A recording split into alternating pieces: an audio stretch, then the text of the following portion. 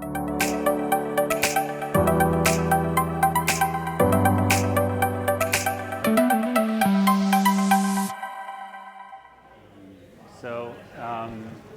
welcome to this session. I think we all understand that artificial intelligence is already sort of taking a lot of decisions. I'm not sure if you're feeling that you're always in control of these decisions, both in your private life and in your company. I guess that is actually the question we are trying to discuss today. What does it need for sort of humans and artificial intelligence to work together to take better decisions? For that session, I welcome, first of all, Bernardo Hernandez. It's hardly necessary to present him here in Spain. He's sort of a serial big-ticket founder and entrepreneur. He has been in Google. He is an investor for many years now. There's with us John Sintes. He's International Sales Director for Playing Concepts, a consulting company focused on data and AI projects, solving relevant problems for companies with the help of AI. And Matt Wade, he's a serial AI entrepreneur and CEO and founder of Apris, a company that is dedicated to helping companies to better understand and improve the way AI systems take decisions. Now, the first question I would like to launch to the members of the panel. I mean, sometimes we feel AI is still something that will impact in the future. Obviously, we see that it's already part of our life. But I would ask, from your domains, where do you see really relevant examples where AI is starting to take relevant decisions?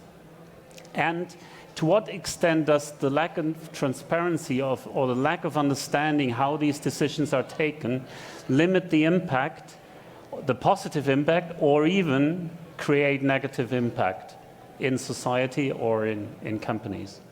Bernardo, if you... I'll start. So thank you very much. It's a great pleasure to be here. I believe AI, it's going to be, it's already here as an incredible wave of transformation in this digital revolution that we're living in. I'm super excited. And as with every wave, I try to invest in the things that I don't know, because that's the best way to learn. So, that's what I'm doing now, and we'll talk about that in a second. So I'm going to give a couple of examples of, because it is true, AI is here. We're surrounded by AI, and sometimes we don't even know. I just broke up in my relationship, my personal relationship. And Instagram knows who my boyfriend was, and knows everything about him. He knows everything about me. And it's giving me all these, posts from people that I don't know, with quotes, that it's incredible, with perfect synchronization of the flow of the process of the breakup. And it's the first things that I read, and then the second ones, and the third ones, and and it's incredible how the power of AI, it's applied to the level, and I see that happening. I see how, when I'm reading on Instagram, it's not just chance. It's the result of really powerful AI that Facebook, like no one right now in the tech world, it's applying not only to engagement, it's working out with me, but also to advertising. I mean, the power of targeting of Facebook advertising through AI, it's just incredible. Sometimes when we say, oh, they're listening to what we're talking, no, they're not listening to what we're talking. They're applying super powerful AI to signals, and they just mix, and they just give you what they think you need. Sometimes, you don't realize that they make a mistake, but when they're right, it's like magic. Arthur C. Clarke said, sufficiently developed technologies, and it's undistinguishable from magic, and AI is producing that. That's on the working side. On the mistakes, I'll use another mistake. Google Lens.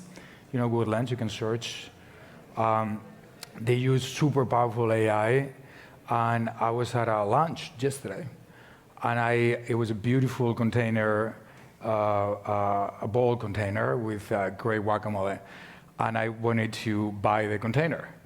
So I used Google Lens, and I wanted to find the container. But the Google AI just assumed an incredible bias that I was looking for the food because I was at a restaurant, I was eating at lunch, and I tried 4 different times with different perspectives, even covering the guacamole, and it will give me just pictures and websites of guacamole and recipes and restaurants when I wanted to look for the container. So I'll use those 2 examples of AI. Joanne, from So, happy to be here. I'm between those 2 giants, so I'm the ugly duck. Sorry about that. I think there's several approaches of AI. One is the private one, the one that we use every single day in all your devices. Every time that you take a picture, you are not as good photographer as you think, neither do I. It's all magic thanks to the AI that it's related with the software in the smart devices that you are using. There's the public one, that is all AI that's using by public governments that is related and surrounding us. And also it's the B2B side that it's the one that I'm more into. It's how companies are trying to do their best in terms of inside business and outside business, providing best services to companies. So I think AI is the next step of companies working with data. They started 5, 6, 7, 10, depending on the maturity of companies all related with big data, a name that you never heard about it. And now the problem is they have a huge volume of data that they cannot manage. So they cannot take decisions because they don't have the time to analyze all the information they got. So AI is providing this layer of intelligence that can help them to understand all their business from the way that they want to understand their business, okay? And nowadays we're doing a lot of AI projects related especially with image. So everything is recorded. There's a lot of CCTV cameras around that, in a well-use, can provide a lot of good services. For example, providing emergency situations. Imagine in a manufacturing environment where there's a machine that's cutting something, and the system detects there's something wrong, and it's about to cut someone. So with the system capable of slow down the machine, switch off, we can prevent an emergency. So I think the AI is improving business, is improving the way of doing business, and I think it's the next step of big data, and for sure it's something that it's not the future, it's real. Cool. No, I think that these are all good examples. I'm going to try not to, harp on a lot of examples for a second, but let me share some statistics just so that we can talk around a little bit of context. So in the next 3 years, it's predicted that AI will drive over 85% of our interactions. Now, I don't know where you guys think that you sit today in sort of your relationship with your digital world, your digital identity, but it is far and beyond being influenced by AI, the way that you got here, what you're wearing, what you listen to, the way that you communicate with your friends. All of this is sort of gravitating all of that data to helping you make decisions directionally towards what I guess the algorithm thinks that you're going to want to do. That shouldn't scare us, right? We should think about how we use that to make decisions. And so how we can capture that information, and just to contextualize our point of view, we feel like there's a broken workflow between all of this magic, right? Everybody categorizes this as magic, and the people that interact with these decisions. And so what we try to do is expose that and capture feedback to make sure that individuals can participate in the decision-making process. Becomes really powerful. I won't sort of pitch my book here. But the point is that we interact with this in invisible ways and in very visible ways. It impacts the decisions that lead to home ownership, or we were just buying a coffee and the Brex card that we're using got denied. Well, that is a predictive model that is making that decision. These impact people's daily lives in very visible and invisible ways, but it is coming to the point that it is going to be ubiquitous. And so I think that we should come from the point of view that this is the reality that we're living in, and we should talk about how we leverage those decisions to make sort of better future, better outcomes for our businesses, ourselves. Yeah, I think that takes us actually to the key questions all around that. No? We all expect AI to impact more and more our private and business lives. We will sort of take decisions collaborating with AI.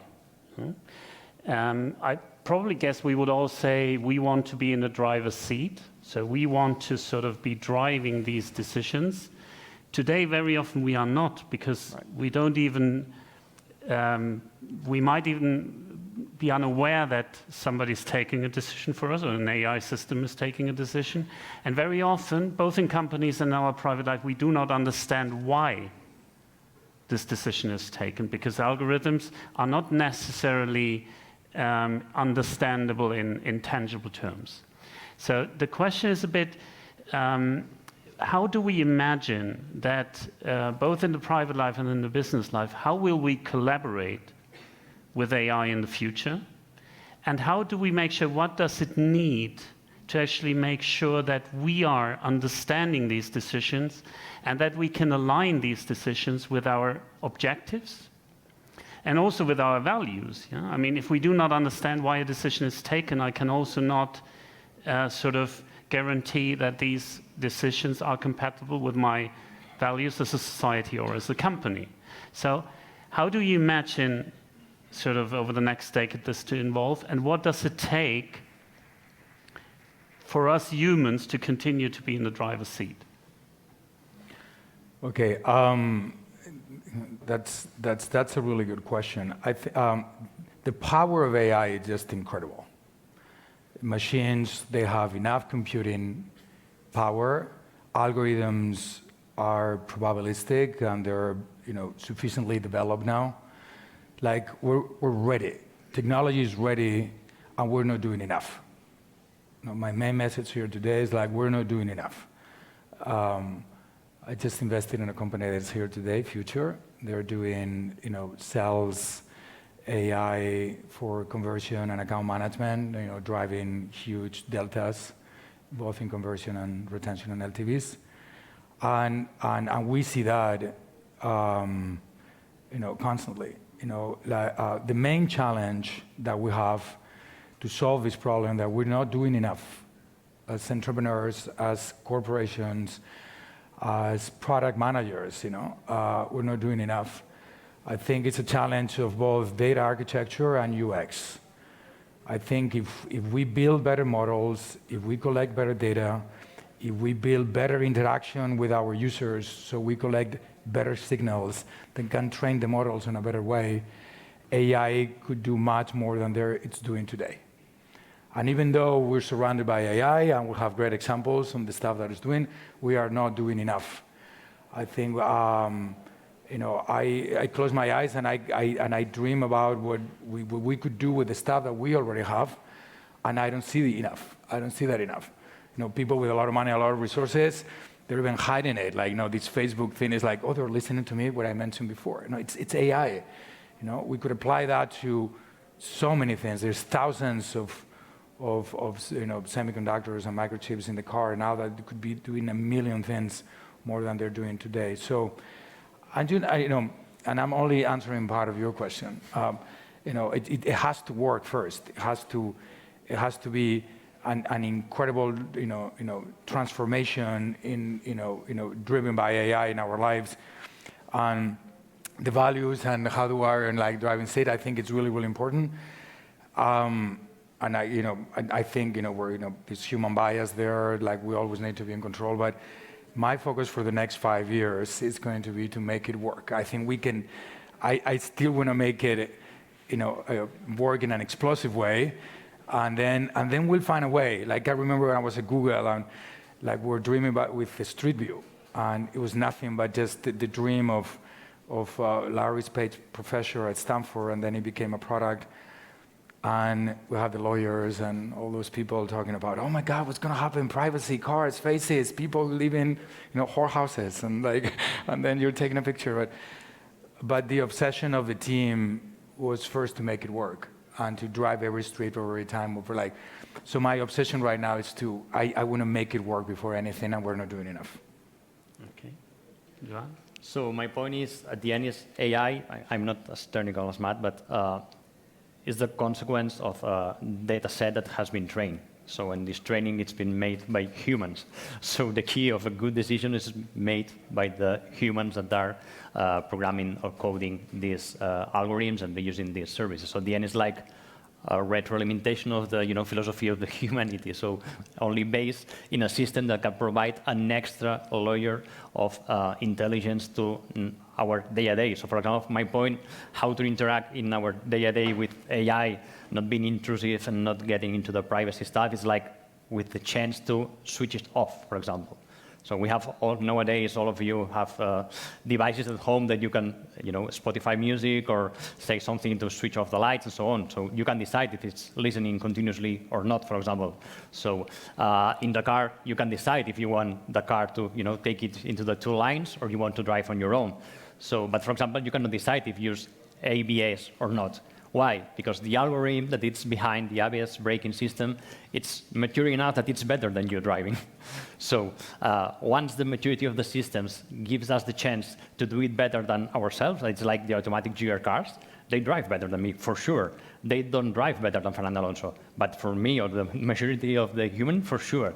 So I think it's a term of maturity. And related with that, I think that, again, companies are investing a lot in AI, on data, and they are also investing a lot on the governance of these projects. So they are doing what is called machine learning ops, AI ops. So it's a governance related with all the AI that companies are using in the way of knowing what kind of data they are using, how they are using, and to provide this layer of GDPR and so on that they need to comply as a companies. So I think it's something that it's quite well low regulated nowadays, that for sure we need to increase this regulation, but at the end, it's on us the way that we code these algorithms. Great. So if I'm going to be represented as the technical guy, I think that we're in a bad place right now. But as the technical guy, I'll try to make this technically actionable. So let's just speak from first principles. So the cost of bad data in the United States right now is $3 trillion per year. All right? So if you're starting from first principles, let's make this actionable for the people in this room. How do we begin to look at the algorithms that we're developing within our companies, within our own workflows? Start with the data, okay? You need to start by cleaning out your house and making sure that the data is relatable. Why? Because these models are going to learn from that decision, and the only interfaces that we have into how the model is going to make the decision are statistical analysis of the model. And so we're going to look at explainability and ways of measuring sort of features and weights and interactions between these variables. Now, if those are wrong or those don't make any sense, well, the person on the other line is fundamentally not going to be able to interpret what the heck is happening. That is where we are today. Okay? So when we make risk decisions and all of you trust all of these nice banks and you have insurance companies and you trust all of these nice people, very frankly, there are problems that exist with the fundamental data that is driving human-based decisions inside of these large organizations. It's very hard for even these large organizations that have relatively clean data to get to know their decision-making. And so the interfaces that we have with models are, and of course I'm biased, are a little bit broken in the way that we interact. But if we can imagine a world where if that decision comes to you, where you say, I don't get a house because I don't get my loan, that's something that you should be able to interpret. That's something that you should be should be well understood. 3 years ago, JP Morgan got fined tens of millions of dollars because they were doing that exact same thing to nice people like you guys. People didn't understand. So it's the obligation of the company to expose the data that matters. The data that matters is fundamentally flawed, and if I'm going to make it actionable for the people in the audience today, I think you need to start with the data, be reliant on the fact that you're going to have to explain these systems, and then produce interfaces for your internal company, external stakeholders to interrogate, to ask questions, to be able to interact with the decisions that take place. I think we can talk about the step after that, but I think that's a pretty good place to start. So I guess what we can take from that as a summary is, first of all of you do a lot more to actually exploit the potential of AI. Get the data right. That is absolutely fundamental. I mean, Matt is very right. If you put the wrong data in, there's no way you will ever get sensible and controllable results. And I think the third point is make sure that you find a way, both from a technical and a governance perspective, that your employees are able to collaborate and to sort of have feedback loops with the AI systems to continuously improve the quality of the decisions. We have quite a bit of time left, so if you want, We can take 1 or 2 questions from the audience. Is there anything, any specific point you're particularly interested in? Please.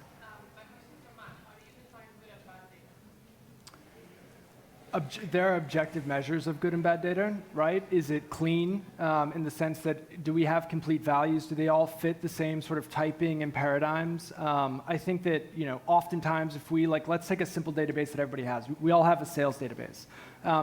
If you just think about your sales agents and do they enter data into the sales database correctly, I think overarchingly we can probably say they don't. That's a good example of how humans that are entering data into these systems, or even often digital systems that are entering data into these systems, misrepresent data from a typing standpoint, from a distribution standpoint. But there are objective statistical methods as well as just business metrics. Oftentimes it takes a little bit of experimentation. But if this is a core concern for your business, obviously we at Apprae offer solutions to help you. Do that. I will add to that this is a challenge from the engineers, right? We tend to think as 1998 computers, very, limited. When again, machines and computers can do a lot today. So I would challenge all the engineers in the room to start thinking how to improve the data collection, how to clean the data, how to, it would be great if all salespeople across a million companies, they fill up the forms exactly how we want them to fill it out. We would love that. That would be great, but maybe we need to build better algorithms when the data is, inferred in a better way, when it doesn't need to be that clean, when dirty data can become clean data. All right, so I would put the challenge to the engineers. Remember what a cell phone was before the iPhone, and what the cell phone is after the iPhone. So. Would Steve just push the engineers to make it what it is today? I think we need to do the same thing with data collection, data structure, and algorithms. I think I'm dreaming of a world where there is no parameters and fields and key fields and all that stuff, just life, and then data is structured on a magical but technical way, and structure and self-clean and self-structured. And I think that's going to happen at some point. Something similar to what the cars are doing, self-driving cars now, they do a lot of that. So I think I would push the engineers in the room, to keep innovating when it comes to that. So, more bad data becomes, automatically good data, just by the power of the algorithms. If I can add something, working with a lot of kind of companies, I would say that in between good and bad data, collect all the data, okay? But collect all the data. Have a raw blob storage, because you know what to do with the data nowadays, but you don't know what can do with the data in 3 years, in 3 months, or in 10 years. So collecting, I think it's super important, but after that, I think it's also important to have an extra layer to work with all this data and to work specifically to the final department, the final user that needs to use this data. It's, as they are saying, it's a completely different approach for someone from sales, from the financial environment, for the law, or for the production environment, how they need the data. So this layer of working with this data and prepare this data specific structure for working with software specific to work on any department, I think is the key. But for me, the key, if I can say in this statement, is collect all the data that you can, because the future is all related with data.